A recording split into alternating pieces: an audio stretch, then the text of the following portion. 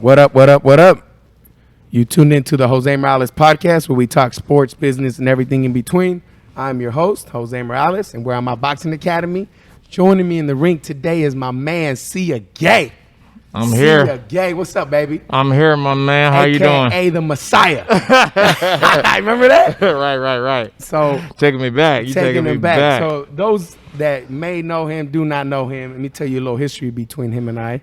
Before I tell you why I wanted to have this guy on here, is my man Sia is we go back into high school. Actually, I met him in high school. Yeah.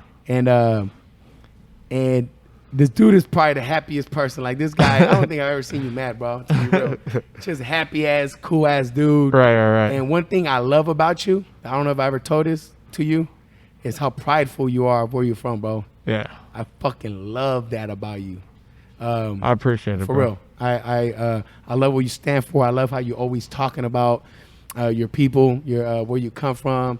You're always educating people on that, and that right there is what I love because that's what I stand for also. Right. And that is why I had to catch you before you left to Arizona. Right. So my man here is actually leaving tomorrow to Arizona, and I said, "Hold up, bro. Hold up.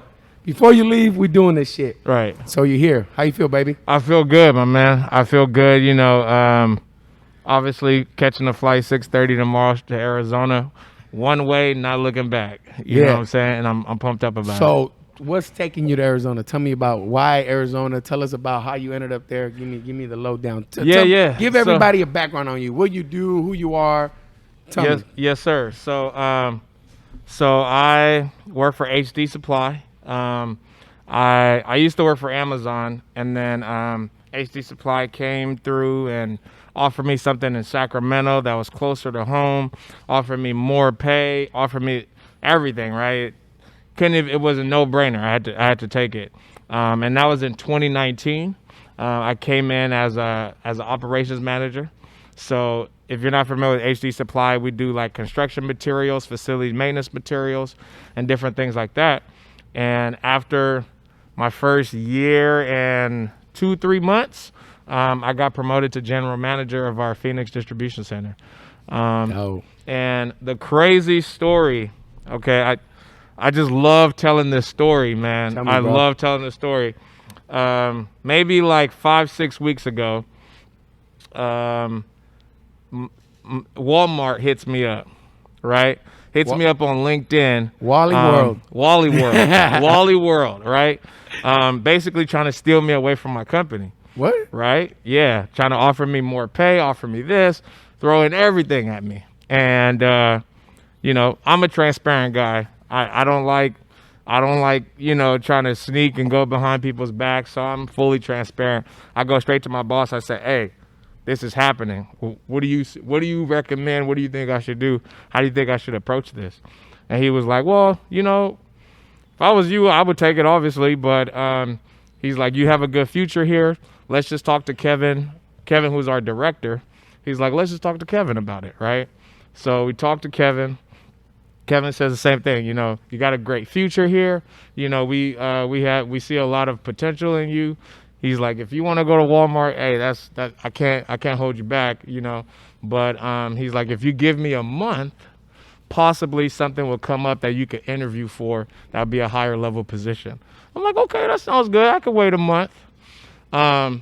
He calls me back the very next week and says, hey, we got this thing that opened up in Phoenix.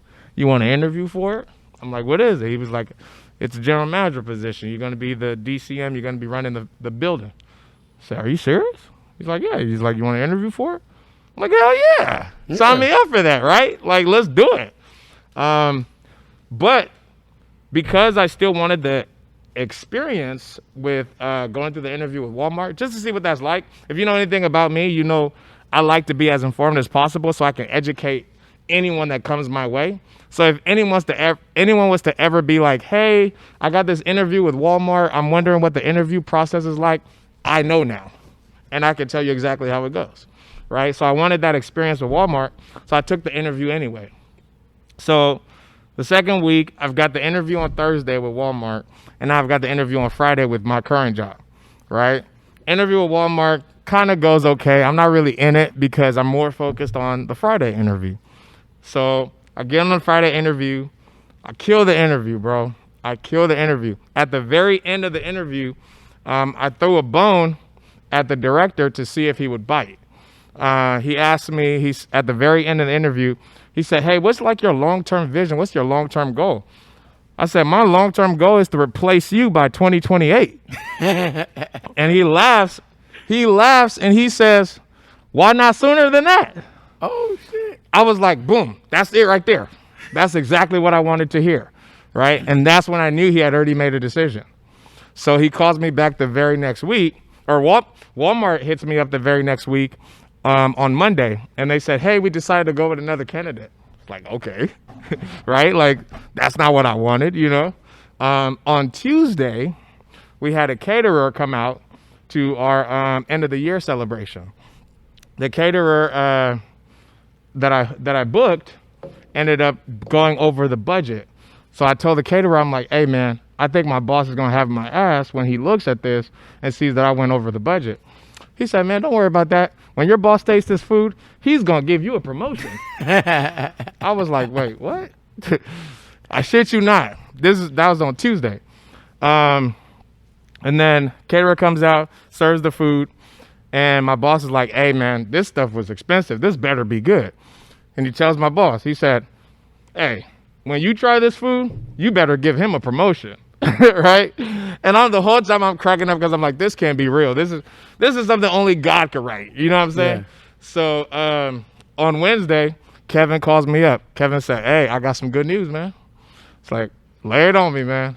He's like, here's the offer. Here's the money. You can start August 10th. Are you ready? I was like, bro, are you kidding me right now? He was like, yep, August 10th. He was like, get everything in order, get it all situated. He's like, I know you have a house and everything that you own. Like, you know, figure that all out. He's like, I'll give you all the time you need. If you want to start later, you can, whatever the case is. So in my mind, I'm like, I'm losing it, right? I'm like, oh my God, this is happening. This is real. But now I got to figure out the other pieces, right? Like, what do I do with my house? What do I do about my daughter? You know, what do I do with all these other elements of it, right? First thing was trying to figure out what to do with my house, try to figure out where I'm going to stay in Phoenix. And then the most beautiful thing happened. This is the 4th week now, right? The 4th week, I post my house on Zillow on Wednesday of the 4th week. By Saturday, I already had someone renting it. They already paid the deposit. They already paid the first month's rent. They signed the lease. Good. Done. Bro, you had it made, bro. For 1 year, they were going to stay. Done. I posted it on Wednesday. Somebody was already in there, all signed up by Saturday. Like, dude, I'm telling you, like, only God can script this, right?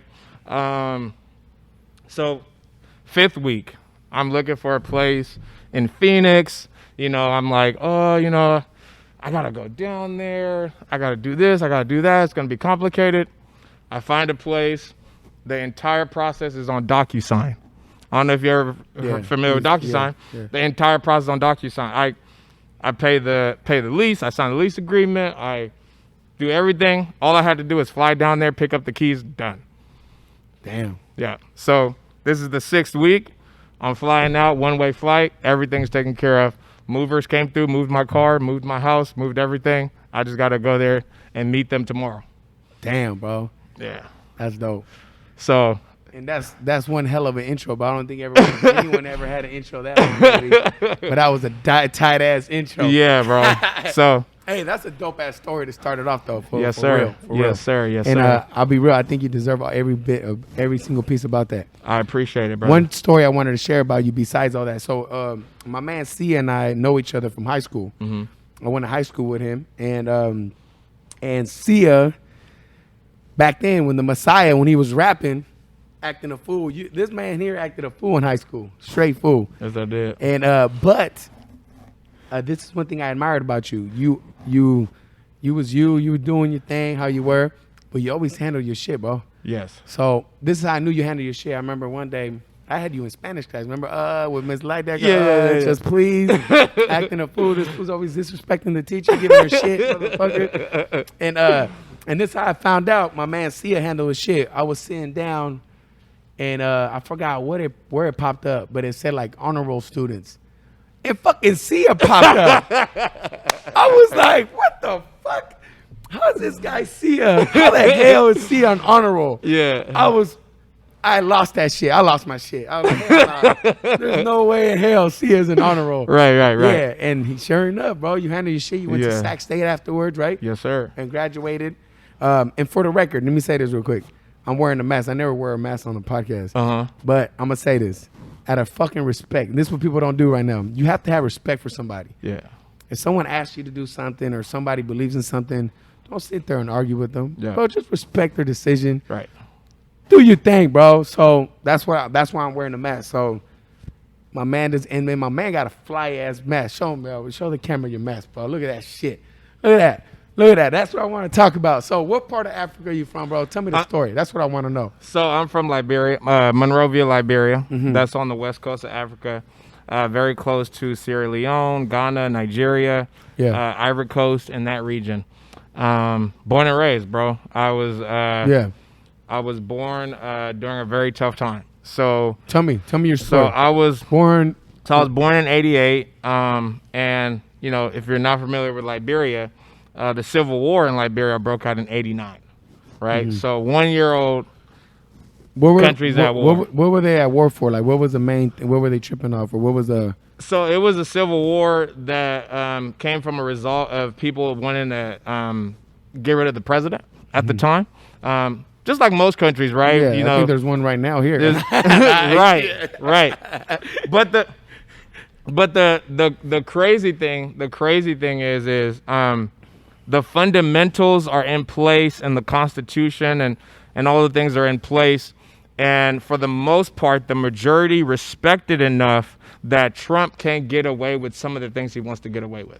Now, he's done a lot of things that, like, I'm like, whoa, this guy's got people in cages? What? You know what I mean? Like, he's done a lot of really terrible things, but he would do a lot more damage if the Constitution and the Supreme Court and all the things we have in place allowed him to. And that's why a lot of people should take some pride in living in America, because this man would do some crazy, crazy stuff if he was allowed to, right? And that's what you saw in Liberia. You saw a president that ran amok because the establishments weren't established enough to prevent him from doing whatever he wanted to do. And then ultimately it led to another leader coming in and basically having him killed and took over the government. That leader was Charles Taylor, right? And, you know, I'm not going to say too much more about that so I don't, you know, get caught up in nothing. But essentially, Charles Taylor takes over the government. People have some hope because the previous president is out of the way, but you end up back in the same situation where people are struggling, people are starving. The president is only supporting people that are behind him, and everybody else, you got to fend for yourself type situation. Whenever you have a situation like that in any country, very, very similar to what's happening in Venezuela right now. Oh, yeah, Venezuela, yeah. Correct, right? Ooh, that is Chavez. That is Liberia Civil War period happening right now. And I lived through that. I mean, you walk out on the street and there's dead bodies just laying out on the ground because there's not enough caskets or grave sites to bury. Like, there's dead bodies everywhere, right? Like, what do you do? And everybody's just trying to stay alive. I somehow, by the grace of God, survived 10 years of that. My mother got in contact with my stepfather now, who since came to the U.S. on a student visa. You know, went and got his bachelor's, went and got his master's from UCLA, established himself, and brought my mother to the U.S. And ultimately, my mom would bring me as her son once she was married. And that's how I came here at the age of 10. And dude, I'm telling you, You know, people look at me and they're like, dude, you've got so much going for you. You're so inspiring. You're motivating, and you're doing all these things, and you just don't stop. I can't stop, bro. You know, it's if you knew what I've seen in my lifetime, that's what I was about you to would say. know. You would know. The same shit, right? Bro. It would be ludicrous. It would be ludicrous for me to live through that. Yeah. And not amount to nothing now. You see what I'm saying? I talk about that shit all the time, bro. Exactly. All the time. If I can live through that, and not do the nothing, fucking sky is the limit, bro. Yeah. Right? Amen, bro. God had a purpose. If I'm still alive. Yeah. Right? And all I can do is try to live that purpose every single day. Yeah. I love that shit, bro. Yeah. I love that shit. Off top. And that's the only reason I have you on here, bro, because you're a Laker fan. And I don't have Laker fans on here, bro. That's right. You a diehard Kings fan. Fuck yeah, bro. I've always been. Hey, for the record, have I or have I not always been that way? Diehard Kings fan since I've known you, bro. Bro, I've always, bro. I'll fucking fight somebody over that shit, bro. This man get hella mad every time I say something about the Kings. Oh, hey, bro. Hey, bro. Hey, be easy off the Kings, bro. Nah, but That's hey, funny. real talk though. That's why I had to have you on here. I love the pride you carry, and how much you can tell you really want to help your people. You posted hella shit on Instagram lately that I saw, and it really stood out. To me, it stood out a lot. One that you posted, share this story. I think you were celebrating or something. You had people at your house, and yes. you know what I'm talking about? Yes, the Airbnb. Yes. The dude. All right, I'll let you take over. Tell us that story, bro. So there was the UFC fight, and we, decided to get together and I would host the fight, and I'll have everybody come over to my house and we'll have a good time, right? So we're all having a good time. It's a bunch of us. Everybody's my age. You got a couple Asian people, couple Hispanic, but I wasn't invited, but yeah. I'll fuck with you. Keep going. But for the most part, everybody looks like this kid that walks in pretty late. Black kid, probably 20, 21. And when he walks in, he's feeling the vibes out. He's like going around meeting people, and he catches a conversation between me and my cousin.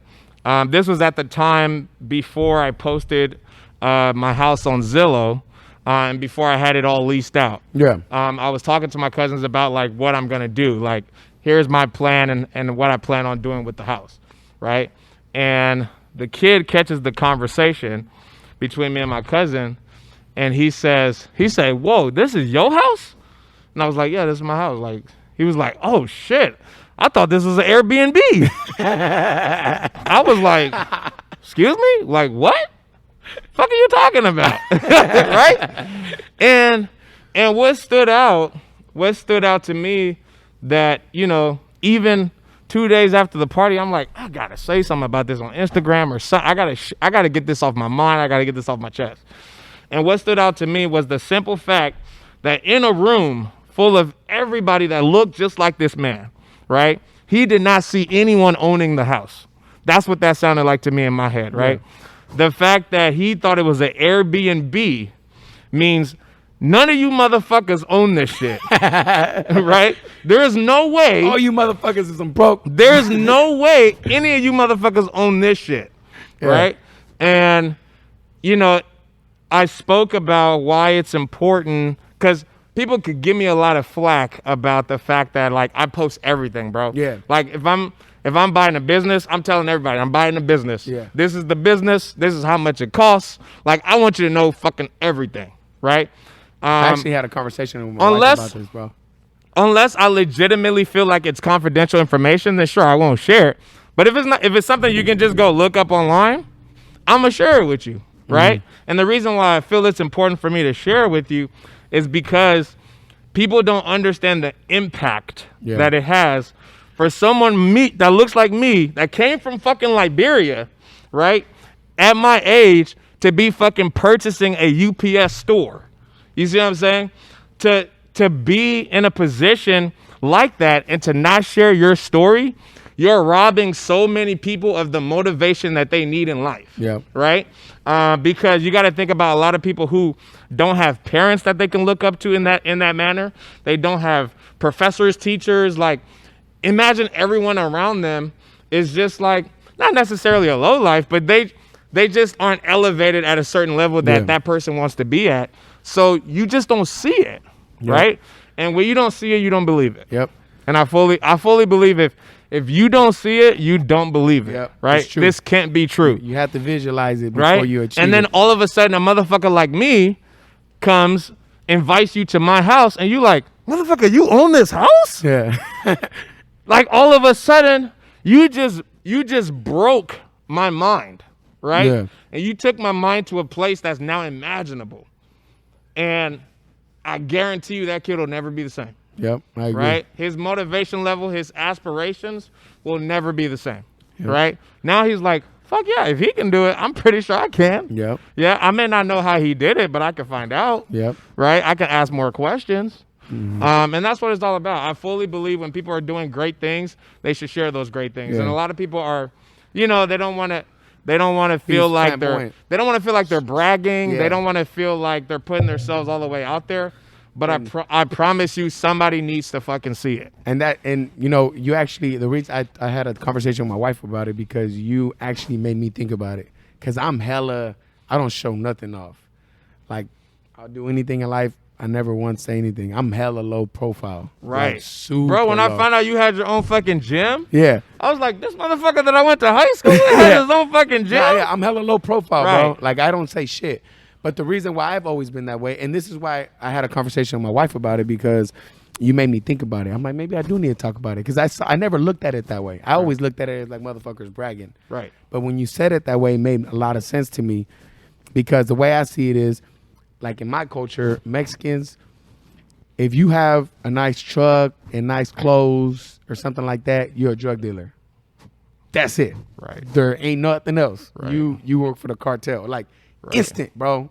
Instant. There's no, you went to college, that's not even a question. There's no anything else. You're right away labeled as a drug dealer. Right. So I was telling my wife, maybe the problem with that is no one that does good in life shows off other things that they accomplished by doing good in life. You know what I'm saying? Exactly. The only motherfuckers showing off are drug lords and all this. So what do you think all these the young homies are going to want to do? Exactly. What the drug lords are doing, because that's what it looks like is a good life. You know what I'm saying?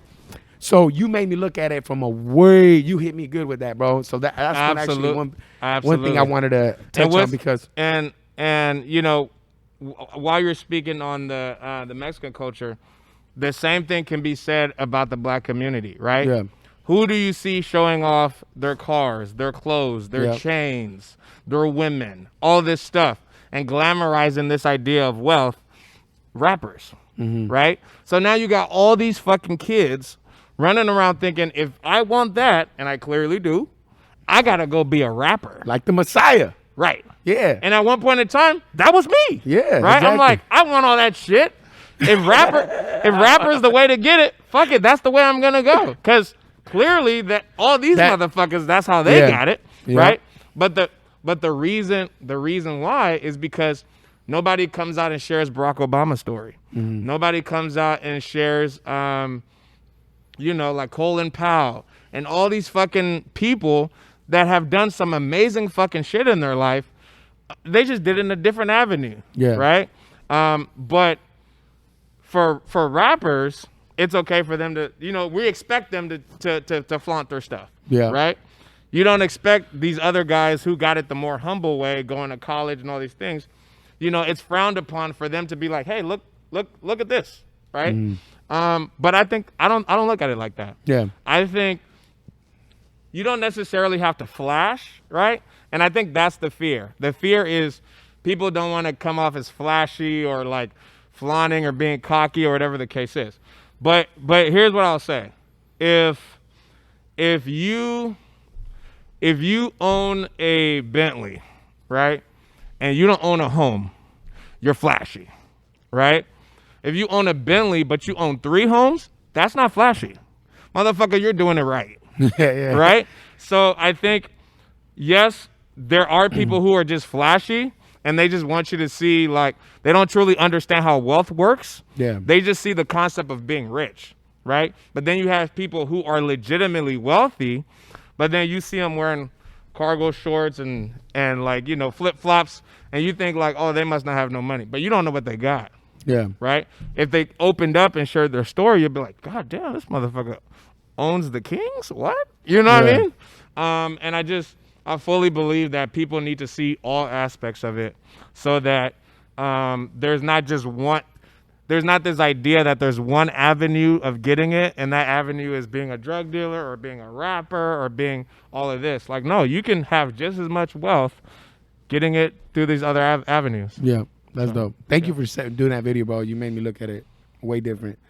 One question I wanted to ask you, bro, is it different between, I know it's different, but is there like, I don't want to say beef, but is it, when people say you're African American versus African, do you guys do you take offense to it, or is there a difference? Is there, or do you guys all vibe the same? So I feel like a little bit more now is becoming more normalized for African Americans to claim the Africa part. Okay. Right?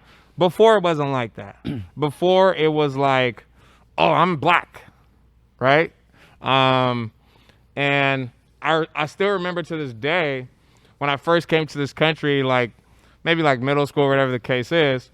And when people would ask me, I would just say Liberian. Oh, I'm Liberian, right? We don't go around saying we're black because everybody's fucking black, right? So when people would ask me, I would just say, oh, I'm Liberian. It wasn't until I came to the U.S. that I heard of this concept of like being a black person. Yeah. And I would always remember people would tell me like, oh, you're not black, you're African. And I'm like, hold on. Isn't the Africa part what makes you black? It's not the American part that makes you black. It's the African part that makes you black. So how the fuck am I not black and you are? So I struggled with that for a very, very fucking long time when I first came to this country, because it boggled the shit out of my mind. I'm like, this isn't making sense. And then I just stuck to just being like, oh, I'm Liberian. I'm not African American. I'm not African. I'm not, like, when people would ask, I just say, I'm Liberian, bro. I'm Liberian. I didn't want no beef. I don't want no, let's not get into a civil rights argument. Like, no, I'm Liberian and that's it and that's all. I just know that's where I was born. Therefore, there you go. Right? But I also feel like it's important to be able to trace your roots back to a certain point. Yeah. Right? And for me, that point is Liberia. For my daughter, she may be a little bit disconnected from Liberia, but she knows she's Liberian because she knows she can trace it back to her father who was born there. Yeah. Right? There comes a certain point. Is her mother African too, or is she? No, she's born in Oakland. You know what I mean? But what nationality is she? She's African American. Oh, okay. Yeah.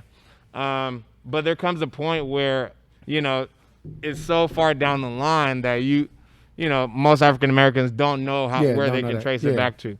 Yeah. So there's no offense to being African American. I don't take offense to people calling me African American. I mean, I'm an African motherfucking living my life in America. So, you know, it is what it is. Yeah. So, you said another thing on Instagram recently. You said something about you hate when people say, oh, this successful black man, like it's rare. You know what I'm talking about? Yes. You're like, oh, tell me about that. That was one that I thought was interesting that I wanted you to talk about. I want to speak on that real quick. Okay. So I understand that, you know, if you go not actually that far back, but, you know, 50s, 60s, you know, racism that kept black people from being successful was very prevalent, right? And that wasn't that long ago. So I understand why someone would come to me and be like, and I want to make it very clear, this isn't white people that's coming to me and saying like, oh man, you really doing it and you're black. That's tight, right? Because that would just be absurd. Like, what do you mean? Right? You know, it's funny you said that because I was just talking about that. Same with me. I get Mexicans that tell me shit all the time. Yeah. oh, you think you white now, motherfucker? I can't be Mexican and successful. Like I gotta be white to be successful. Exactly.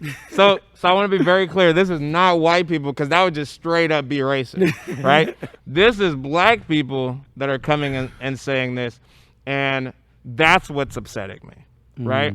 What's upsetting me is, we are all very well aware that we were held back at a certain point, right? And there are still things in the way that make it more challenging to achieve a certain level of success, right? But I feel like at some point we have to reach a place where we start to normalize it, right? In 2020, a black person should not be coming to me and still saying, wow, look at this nice ass house and you're black. Like that should not be a thing, right? Like it should be normal. Like let's start making it normal. Yeah. Right? Let's leave the race out of it. Because when you add the race element to it, you continue to perpetuate this mentality that black people are expected to be lesser than, right? It's one thing if a white person thinks that, that's just racism, right? But when a black person thinks that, that's mental enslavement, right? And there's the chains came off, but your mind's still enslaved. I'm gonna need your mind to take the chains off. Yeah. And that's what I mean, right? So when someone is celebrating the fact that I'm successful and tagging on the fact that I'm black and successful, they sound mentally still enslaved to me. Because at this point now, we need to start normalizing it that I'm just a successful guy. I'm not a successful black guy, right? Let's remove the black piece of it, right? And just call me a successful guy and just leave it at that. Because pretty soon, it'll become normal, right? Yeah. You won't see me and be like, man, a black man doing this? That's crazy. Yeah. It's not crazy. No. It's not crazy. And once you start understanding that it's not crazy, it becomes a little bit more it sounds, going back to the conversation that I was talking about with the kid who's like, this not an Airbnb? Same concept, right? Yeah, it's just different. Once he starts to see that it is a reality and his mind isn't challenged by the concept anymore, he'll be like, okay, I can do this. Cool. I can do this. You came to the gym one time, remember? Yeah. What'd you think about it when you came, bro? I always wanted to ask you. I don't think I've ever talked to you about it. Bro, you gave me a workout, bro. Man, I didn't tell you this, but I wanted to sign up for the membership, but my girl was like, no. Why not? She got beat up. I'm not gonna lie, I got beat up too, but I'm a fit guy. I can handle it. Yeah. Right? I can handle it. So I was like, hey, babe, that's my boy. We go back to high school. Let's at least do 3 months. She's like, fuck no, I don't want to go back there. That's hella funny. That's hella weak. It's funny that we can kind of talk about it and open about it now. But yeah. That's hella funny. Yeah. I wanted to ask you about it. It was a good experience, bro. I highly recommend the gym. In fact, the girl that I was just having dinner with, I sent her the address. I was like, just go check it out, You see if you like it. You know? That's the girl you told me we went to school with? Yeah, I went to Sac State with her. So what was your major? I never asked you that. I majored in business. Okay. So I went to Sac State for my bachelor's in business, and then I got my MBA from UC Davis. Okay. So did you always picture yourself doing what you're doing now? Like this is what you pictured yourself before you graduated high school, before you went to Sac State? Was this a vision you saw Sia? Actually, well, for me, I just want to be wealthy, right? That was it, and that was all. And going back to having someone that you can look at and be like, okay, I like that. I want to be like that. I had an uncle who's a civil engineer, very, very established, very multiple degrees, very, very well put together, right? Yeah. Very wealthy. And, that was my person vision to look at, right? And I was like, I want that. So if civil engineering is what it is, I'm going to do that. So on my application to Sac State, I wrote civil engineering. Started in the civil engineering program. I was like, fuck this. Not because, you know, it was too challenging for my mind, but I just wasn't in it. You know, like I didn't like it. And I found myself being more of like on the business side of things. Like I like looking at the budget and figuring out how much we can spend on this and spend on that. And the way that I figured out that that's the skill set that I prefer was I joined the NSBE organization. Shout out to NSBE, the National Society of Black Engineers. And my very first year being NSBE, fucking loved it. Ran for president, became president my second year, right? And as president, I was responsible for memberships, people paying their dues, figuring out how to get us to the Microsoft Conference Center in Seattle, organizing the bus ride between us and Davis, like all this shit, right? And I'm like, this is me right here. Like, this is what I prefer. I prefer managing things. I prefer running an organization, you know, pushing things behind the scenes, figuring out how we're going to come up with the funds to do it. You know, did we meet our quota? All these different things.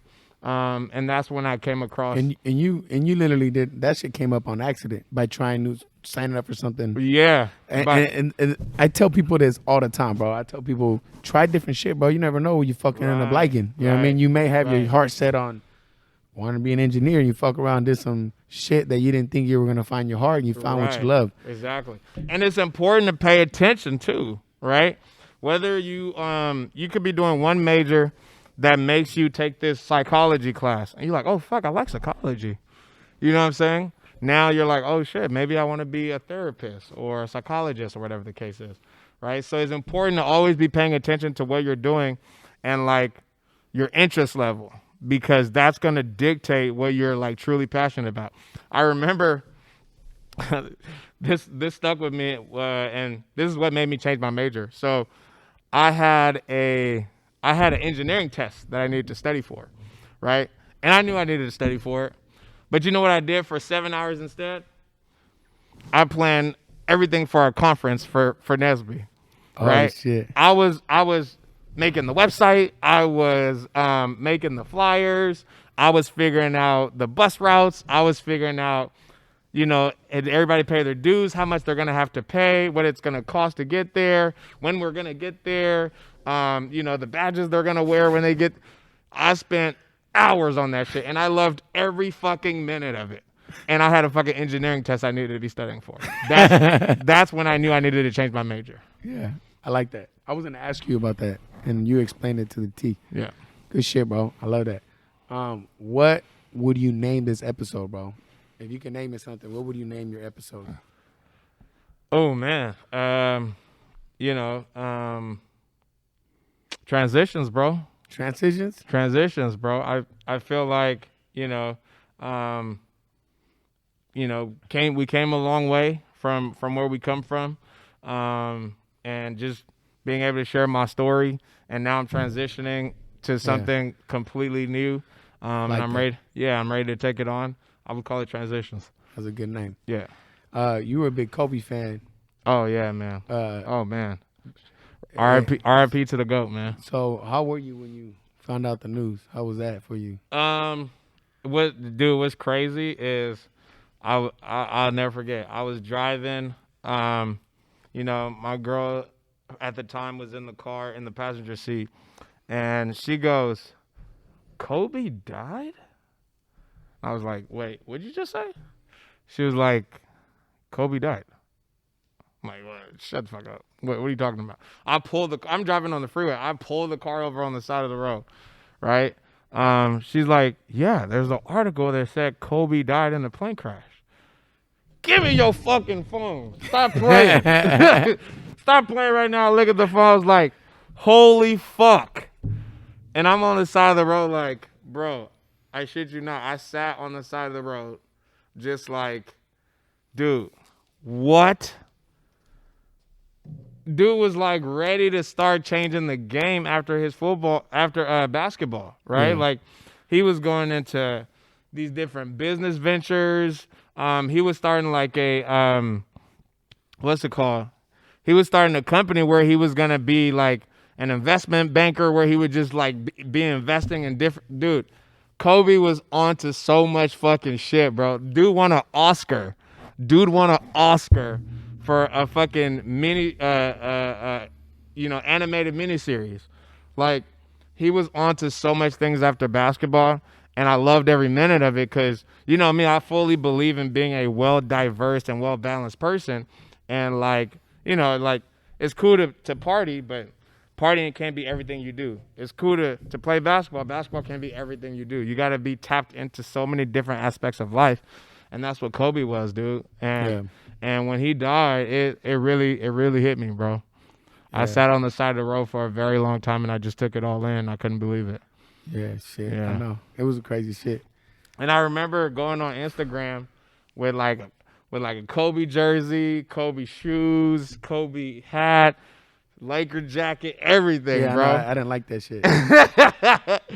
And I remember sharing my Kobe story about how Kobe actually helped me learn how to play basketball. Yeah.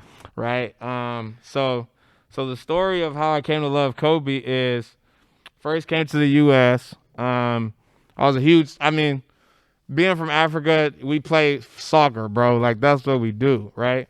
All I knew how to do was play soccer. I didn't know how to play basketball. So I remember coming, and in '98, you know, Kobe was like very new to the game, right? He was just getting his feet up under him. I don't think he made the starting lineup until like the second half of that season. So he finally makes the starting lineup, and I start watching. I'm like, this dude's fucking good, right? And I remember trying out for the basketball team, and I didn't make the basketball team. And I was like, shit, you know, what am I gonna do now? Like, do I just give up on, you know, wanting to play basketball? Do I just leave it alone? Like, nah. So I remember going into the gym, and I practiced all of Kobe's moves. I made a little clip. This is back when like YouTube was first becoming a thing, where everybody was like making their own YouTube videos and shit for the first time. And I remember making a bunch of clips of like Kobe doing this, Kobe doing that. And I'll go in the gym, I'll just practice that shit. And to this day, motherfuckers are like, you think you Kobe or something? But that's legitimately how I learned how to play basketball. Yeah, just watching him play and trying to like mimic all of his moves and shit. Yeah. So, you know, I naturally learned how to play like that. And the second time around, I made the basketball team. And that shit felt good, bro. I was like, Kobe helped you. I was like, he helped you. I was like, me and Kobe did that shit, bro. Yeah, that's dope, you know bro. what I'm saying? That's a tight story. Yeah, I like that. Tell me something about you. Not that many people know. Oof. Not that many people know. You know what? A lot of people don't know this about me, but I lost. So I'm a junior. I have my father's name, and I lost my father at like 5, right? And back in Liberia, I'm part of what they call a Kron tribe, and my father being Kron, going back to the story of Charles Taylor, who killed the previous president that was in power. The previous person that was in power was also Kron. So everyone that was associated with that president needed to go. And that's how I ended up losing my father. Wow. And bro. And it's by the grace of God that I didn't have the same fate as him. Because I was from the same tribe. I had literally the exact same name. And it was only by the grace of God that I'm still here. Wow. Yeah. Yeah, I didn't know that. That's deep, bro. Yeah. And that's why you so prideful in that. Yes, sir. Thank you for sharing that, bro. See, it means a lot. Got you. Real talk. I got you. Another thing I wanted to say about that, man. Do you feel that if people saw the struggle is in other places, and they lived that struggle and saw that like what you did, what you saw, you think more people here will have more of that thrive, or you think it's just the way we live? There ain't nothing fixing it. What do you think? I think it's very important to not just see struggle, because I feel like we see a lot of struggle here. You just got to go downtown B Street to see struggle. You know what I mean? It's in our face every day when we go downtown. But it's not enough to see struggle. you gotta experience Feel it. Yeah, You gotta really be in it, right? Like, you know, it's one thing to just be like, man, I don't know what I would do if I lost my house. It's a whole nother thing for the fucking bank to send you that foreclosure notice. Yeah, take right? your house. And you're like, holy fuck, right? That's a whole nother level of experience in it. And it changes you. You just get another level of not taking things for granted. Wow. Right. So me coming from where I was at and being where I am now, I don't take shit for granted, bro. Every fucking day I wake up is a moment to go get it. Yeah. You know? And a lot of people who are born in this country are born right in it. Right. So, you know, you're not necessarily, I don't want to call it being born in wealth, but you're being born in normalization. Yeah. Right. Where, like, you know, having a cell phone is normal. Yeah. You know, having a car is normal. You go to these other places, they see you with a car, you're like, holy shit, you got a car. Yeah. Can you imagine? Right? I try to explain that to people. People don't get it. Yeah, they don't get People it. don't get it because it's so normalized to own a car or own an apartment or, you know, have a driver's license at the age of 18 or 19, right? Like, that's so normal. When it's not normal and it's special, right? Going back to my conversation about why we need to stop saying black success, right? When something is seen as special, it's different. It's very different. You're like, holy shit, you have a car and none of us do, right? Like, wow. Versus in this country, like, oh, so what? You have a car. Okay, whatever. Yeah. So what? And because people are born right into that, you know, they don't aspire. They don't aspire to be, you know, there's not anything to aspire for, really. Mm-hmm. Right? Because some people feel like it's naturally going to come. Oh, I'm naturally going to go to school and I'm naturally going to finish high school. I'm naturally going to go to college. I'm naturally going to get a good job. Everything's just going to work out because that's what people do. Everyone around me is doing that. Right? But that's not always the case. You got to work hard for it. Yeah. And the harder you work, yeah, it will naturally happen, but it's naturally happening because you're busting your ass so hard. And, you know, people talk about immigrants all the time. Like, oh, man, immigrants come to this country and they fucking get it. They get it because they understand that they didn't come here for no reason. Yeah, we didn't come here to... We didn't come here to just be like, oh, cool, you know, this is all nice. No, you came here because you want all that shit. Yeah, yeah. Right? I want this, I want that, give me this, give me that. Yeah, that's another thing I tell people. I'm like, we didn't come here to fuck up. I could have fucked up in Mexico. I didn't need to come fuck it up in here. I could have fucked up over there. So if my goal in life was to never own a home, I could have did that shit in Liberia, bro. Yeah, and saved me a trip. Would have saved me a whole headache. You know what I'm saying? Bro, I love your ass for being here, bro.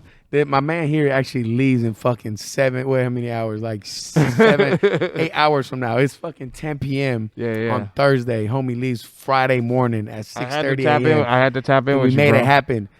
You told me you're going to miss SAC, bro. What about SAC you were going to miss, and what about it? Was it the fact that you've been here for that long, or what about SAC? Man, I think the people off top, I think a lot of people come from L.A., they come from New York, they come from these places where they're like, SAC's hella boring. Yeah.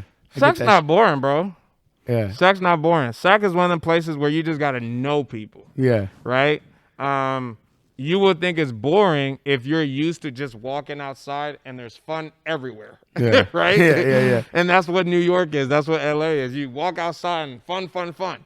So, you know, in Sacramento, it's the people coming together and creating fun and creating family and creating, you know, experiences and good times. And that's what I love about Sac, bro. Yeah. What's your favorite restaurant here? Oh, man. Give me one. Not top. Just don't even think about it that much. Your favorite one. I feel like it's constantly changing. Nah. Right now, you going to dinner Friday night. Where you going, bro? Tell me. Anywhere. Go. Now. Don't think it. Don't overthink it. Because there's a lot of spots. You're putting me on the spot right now. Just tell me one, bro. Just tell me one. Go. You thinking too much, bro. Just First one in your mind. You had one come in your mind. Tell me that one. I did have one come in my All mind. right, which one? Which one? But bro, it's the one that I just came from. All right, what is it? It's Q1227. Q1227. Yeah. I've been there. Is it new? It's in Roseville. It's actually about 10 minutes from your spot, from the gym. I don't think I've ever been there. Yeah, it's fairly new. What is it? What kind of food? It's comfort food. Oh, Yeah. Oh, soul food? It's soul food. Oh, bro, you done fucked up. Yeah. I love soul food, baby. You should check it out. Oh. I wanted to think of something else just because I'm like, oh, well, I just came from there, you know. Nah. But it's good. Have you been to Fixins? Oh, okay. I can mess with you on that too. How about Sarone's? I've been there. Oh, you gotta go to Sarone's, bro. Okay. Sarone's is fire. It's I'll check it out. breakfast, lunch, but it's soul food also. Yeah. Also Southern food. Okay. But I need to fuck with that one. I haven't been to that one. And it's 10 minutes away. Oh, Q, shit. I'm about to gain some weight, baby. Q1227. Where's it at? Q1220. This sounds like an address. Shit. Where's it at? It's off of Eureka. Okay. Yeah. All right. There's anything you want to add to this before we end the podcast, bro? Anything you want to say? Anything? Honestly, while we're talking about transitions, I would just encourage people to transition into that new chapter of their life. Yeah. Right. So, a lot of us, we stay stuck in old chapters, bro. For real. We stay stuck in old chapters. An old chapter could be anything. It could be, you got to your junior year of college and that was where you stopped, right? Yeah. That's the old chapter. Don't stay stuck in that. Go back and finish that, right? Transition into being that college graduate. Yeah. Transition into being that business owner. Transition into that thing that you were aspiring to that you may have stopped or you never even started. Transition into it. I love that. I was going to ask you what tip would you give somebody, but that sounds like a good damn tip right there, unless you have another one. No, that's it. Oh, that's a fucking amazing tip. How can we stay in touch with Sia the Messiah? Messiah. I love social media, bro. So how do we stay in touch? Give us your handles, bro. I love the power of social media. My Instagram is made_in_Monrovia. Cool. Yeah, tap in with me. For sure, bro. Yeah. Again, bro, thank you for coming on. Thank you for sharing all that, all your knowledge. I'm not even gonna say good luck in Arizona because I already know you're gonna kill that shit, bro. For real. Brother. And I just do ask you this though. I'm gonna ask you this, and I'm honest. When you come back to SAC, we're going to that Q2719. Q1227. We going there. Yes, sir. You and I. Yes, I'm that sir. serious, bro. Much love, bro. Thank you for being on. And we out.